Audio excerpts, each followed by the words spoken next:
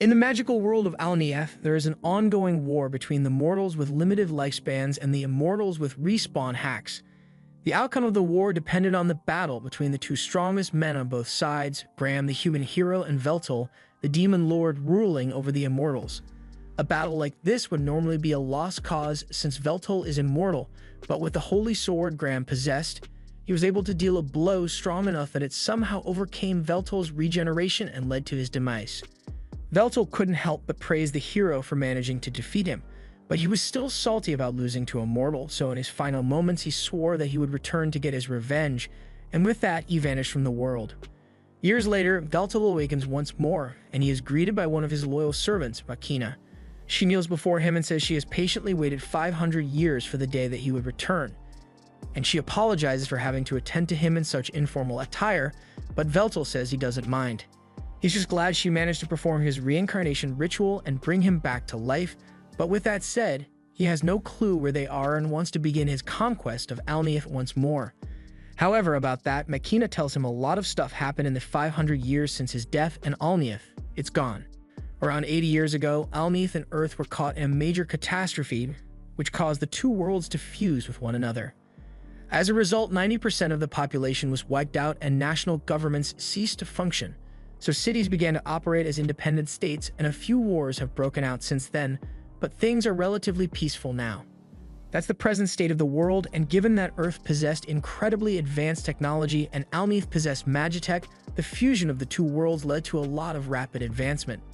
Makina leads him to the surface to show him what the new world looks like, and Veltal is astounded by how far the world has come, but in his astonishment, he forgets to pay attention to his surroundings, so he nearly bumps into a random guy in the street, and Makina has to push him out of the way. He apologizes to her for letting himself get distracted, but he can't believe that man so carelessly bumped into her, one of the 6 dark peers. It's almost as if they don't know or care who she is, so Veltal is prepared to instill a new sense of fear into these foolish mortals.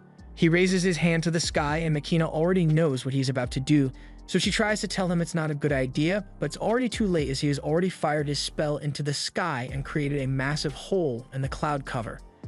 In an anticlimactic turn of events, the people seem more annoyed than scared by the fact that someone was dumb enough to use magic in the city, and an alarm goes off soon after, so Makina explains that it is forbidden to use grand magic within the city, so they have to get out of here before they get in trouble.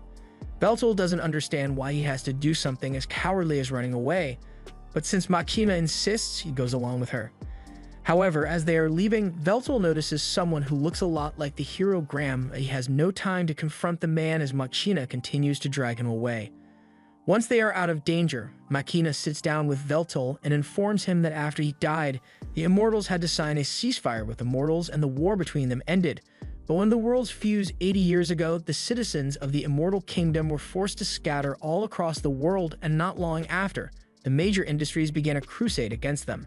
Veltal asks what she means, so Makina tells him that the people of the world collectively decided that immortals didn't deserve human rights, so they began relentlessly hunting them. At first it wasn't that bad, but then people developed anti-immortal weaponry, and from that point on, immortals were killed on sight to the point of near extinction. It takes a few moments for Veltal to process that his people have been wiped out, but once he comes to terms with it, he asks Makina if she knows what happened to the other 5 dark peers. The whereabouts of May, Sowold, and Ralshin are all unknown, but sadly, Zinol is confirmed to be dead. He sacrificed himself and acted as a decoy so Makina can escape from the hunters, and he said he was doing it for the sake of Veltal, because aside from Ralshin, Makina was the only other person capable of performing Veltal's reincarnation ritual. Zinol had always been a loyal follower of Veltal, so he is grateful to have had such a good subordinate, but there's still one more person Makina hasn't mentioned, so Veltal asks her about Marcus. Makina doesn't really want to talk about Marcus, so tries to change the subject and asks Veltal if he's thirsty. Veltal says he isn't though, so Makina has to make up an excuse as to why he needs to drink something and tells him to wait there while she goes to buy one. While she's gone, a VTuber starts streaming on some billboards, and he's wondering what the hell it's supposed to be, but then he notices several lights flowing around the area, and it seems to be caused by this one girl on a roof near the billboards. It's not clear what she's doing at first, but then she flicks her wrist, and in an instant, all the billboards start playing hub videos.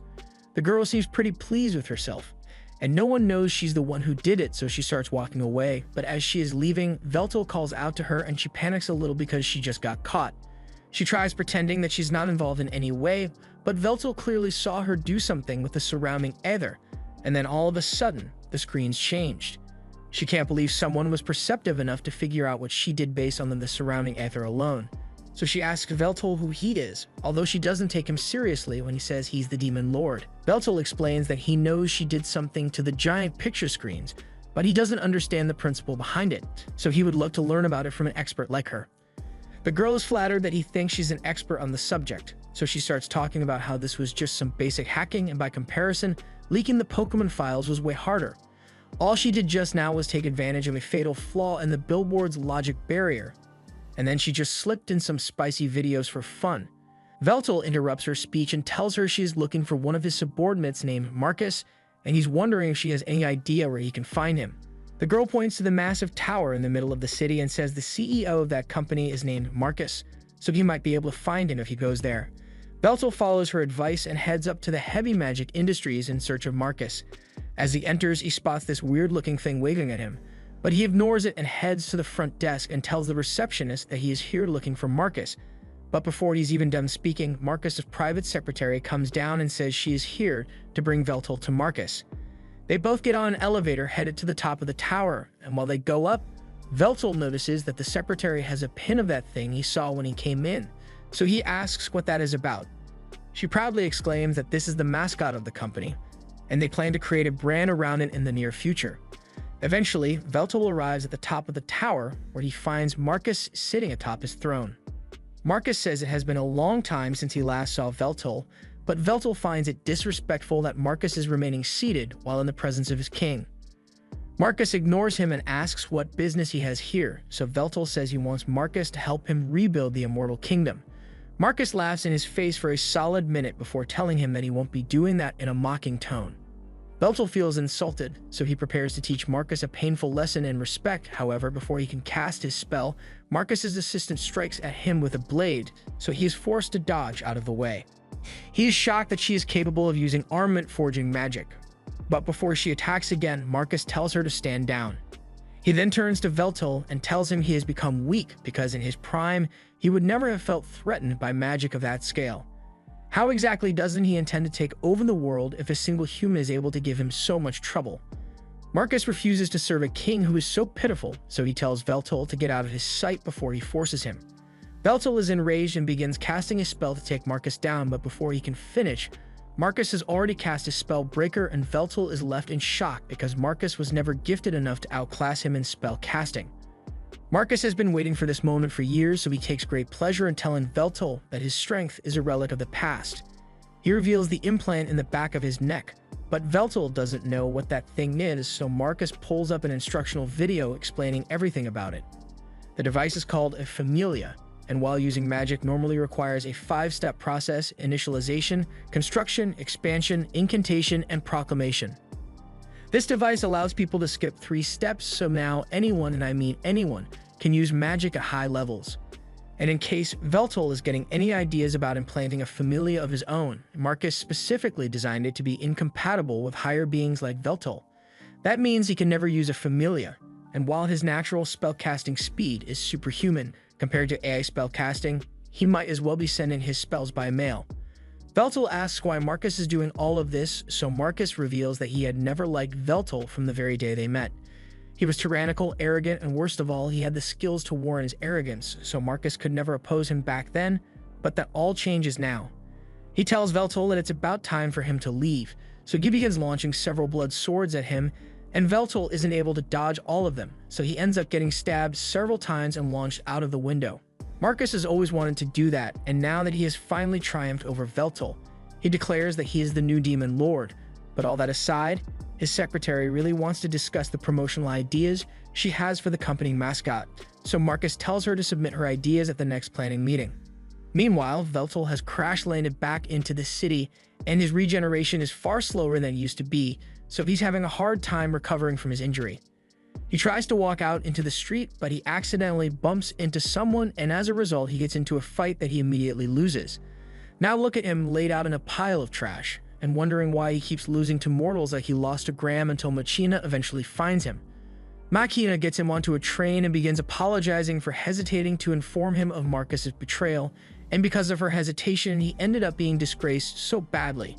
He tells her there's no need to apologize because even if she had told him, he would have still wanted to confirm it for himself. Once the train comes to a stop, Machina leads Veltol to the apartment building she lives in and tells him this is her home. Veltol thinks she means the entire building belongs to her, but Machina leads him into her small room and explains that this is where she really lives. Veltol thinks she is joking at first, but Machina is dead serious because this is all she can afford with her salary. Veltol realizes she has been living like this all this time while waiting for his return, so he pulls her close and thanks her because he will never forget the loyalty she has shown him. Centuries ago, Machina was being persecuted by the people of her time because after they found out that she was immortal, they naturally blamed her for all their problems and decided that the best course of action would be to throw her into a volcano. However, before Machina could hit the lava, Veltol appeared out of nowhere to save her. This was their first time meeting, and the only reason Veltol came was because he heard there was another immortal like him in the area, and after seeing Machina for the first time, he was not disappointed. He extended an offer to her to devote her body and soul to him. And from that day forward, Machina has remained loyal to Veltol. She soon wakes up to her alarm, and before Veltol wakes up, she heads to the kitchen to make breakfast. While waiting for the soup to boil, she calls on her virtual assistant, Eliclate, and a miniature version of herself appears in her field of view. It gives her a breakdown of the date, time, and current weather conditions. Machina asks Elec how she's doing, so Elec runs a full diagnostic check on her systems and reports that everything is in perfect working order, which is good, but that's now exactly what Machina was asking. Machina finishes up with breakfast, and once she is done, she goes to wake Veltol up and serves him the food. He's never seen food like this before, but just by its smell, he can tell that it is going to taste great. He picks up the chopsticks to try it, and sure enough, he loves the food Machina made for him, and hearing it makes her extremely happy.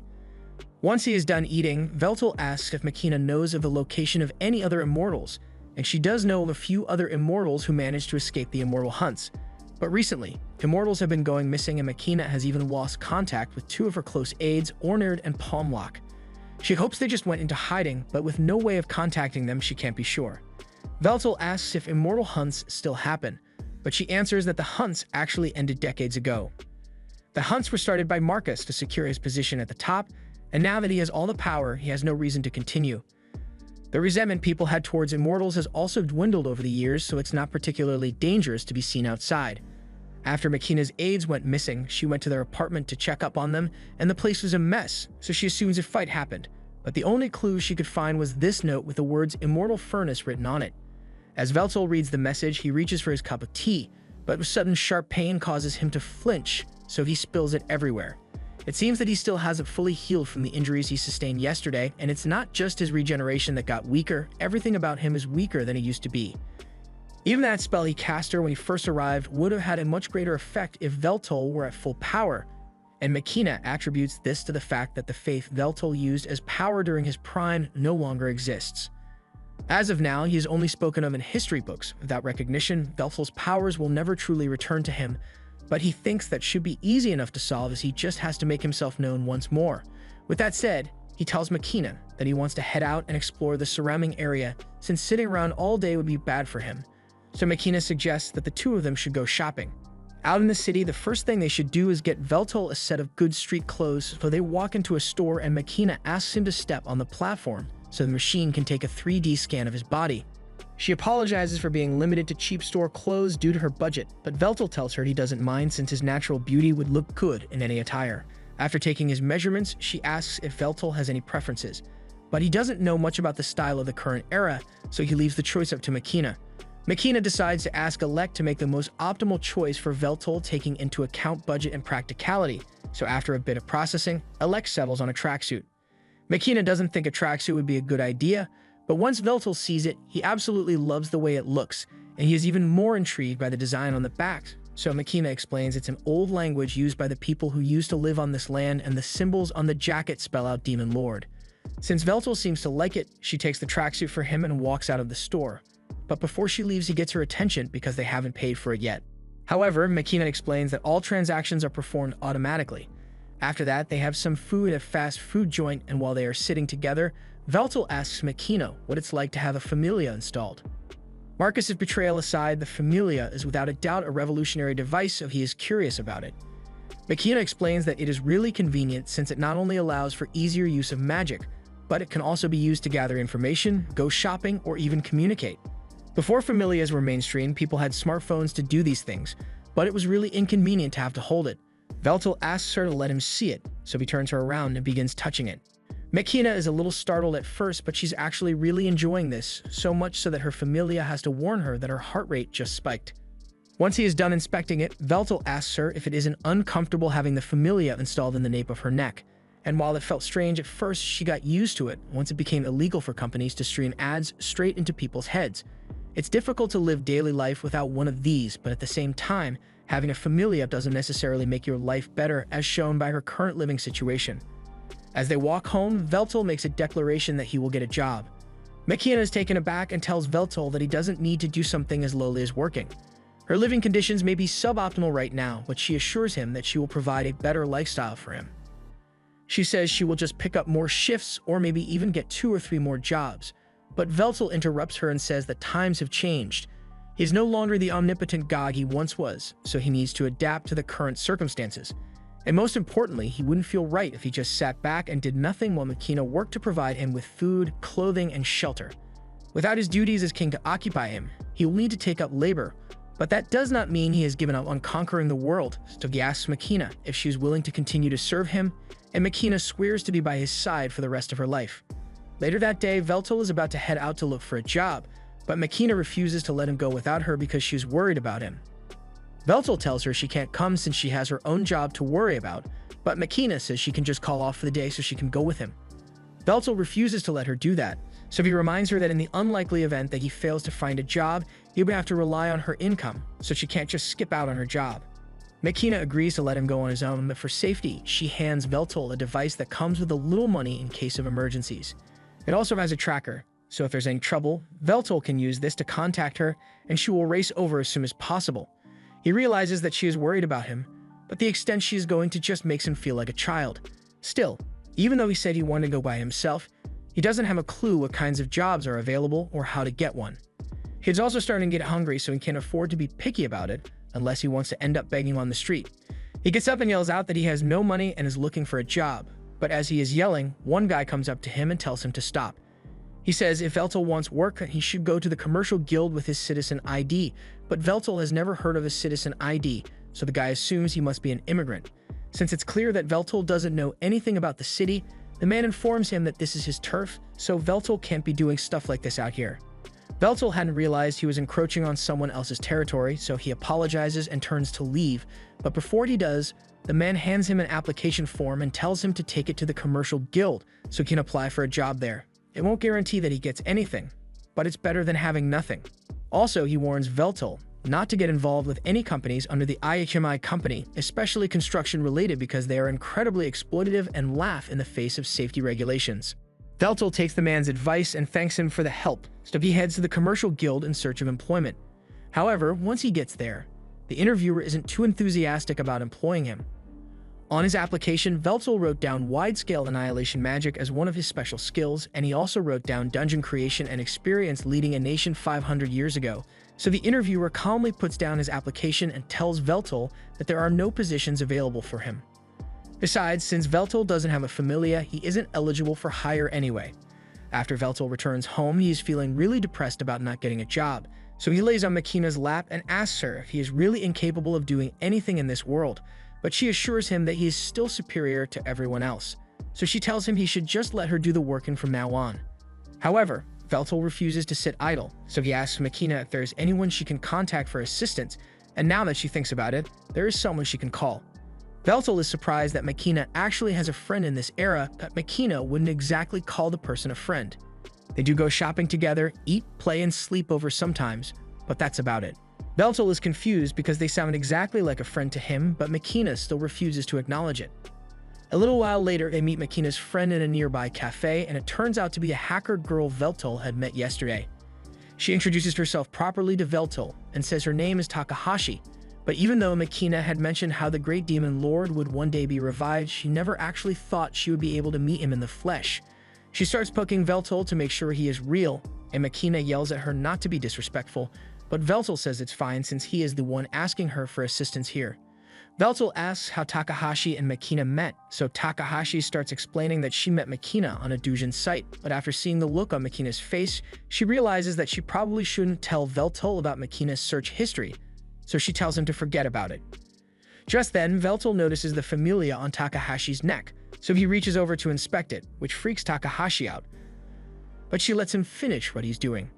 Veltal apologizes for startling her, but he noticed that Takahashi's familia was different from Makina's, so he was looking into how it is built and how it functions. Takahashi is surprised that Veltal can do all that just by touching it. So Makina explains that Veltal has a Sage Eye ability that allows him to use the flow of mana to understand the composition of any object he touches. He has a general idea of how a familia works, but there are still a lot of components he can't fully analyze yet. However, that's a problem for another day because the reason they are here right now is to ask if Takahashi can introduce Veltal to some kind of work. She asks why Veltal doesn't just go to the commercial guild, but he already tried that, and they rejected him for not having a familia. And due to a certain CDO's vendetta against him, Veltal can't have a familia installed, so they were hoping Takahashi would have some ideas. Takahashi thinks about it for a second, and Veltal is a young-looking, 500-year-old demon lord with a great voice, a handsome face, and no familia. Yeah, there's only one clear option available, so it has been decided that Veltal will become a streamer. This was the end of episode 2. Subscribe to not miss the next part.